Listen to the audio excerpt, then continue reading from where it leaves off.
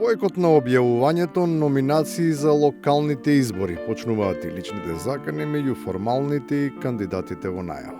Фаворитите вообичаено ја покажуваат својата надмоќ со вицкасти досетки. На прсти одиш, а ти ги скршиш прсти, не се од на прсти. Се оди на цела нога се гаси. И здраво, машки, не се плаши од ништо. Ништо полоши не се ни најавените претенденти, иако се свесни дека тоа на никаков начин нема да влијае врз рейтингот.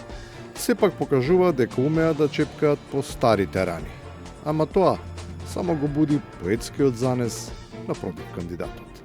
Кога имаш можност, има избори сега, кандидирај се, бе, Злато, кандидирај се, дојди... Мишката од СДСМ најди си ја дома и дојди во партиските простори и предлагај си.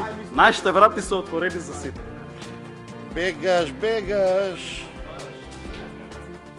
Здрав ти е. Рафали се пукаат и врз останатите потенцијални учесници во изборната трка. Не се штеди никој кој може да влијае врз бројките. Левица тој ја работа. Да бара мана. И јас тоа го прифаќам како такво. Ама граѓаните ќе стенат. Знаеш, за мене мама најубаво готве.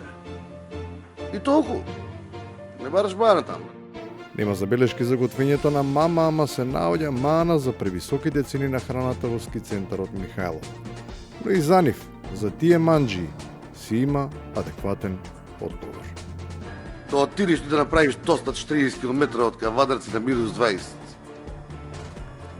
Не можеш да го организираш па да го направиш. Не може да помине ниту приговарањето околу малата бројка на наплатени карти за ски лифтот. Градоначалникот и за ова има одлично објаснување. Ами, Вукове на плажа си бил ли?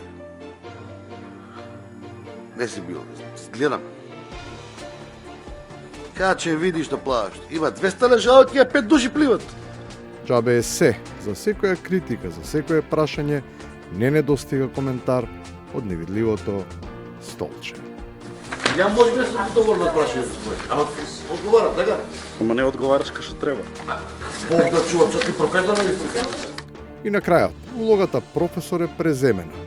Па редно е да се подели родителска лекција за ученикот. Не се дружи со така. Молим те. Изборот на друштвото е прашање на личен избор. Градоначалникот, без какви било скрупули, од секогаш го бирал вистинското.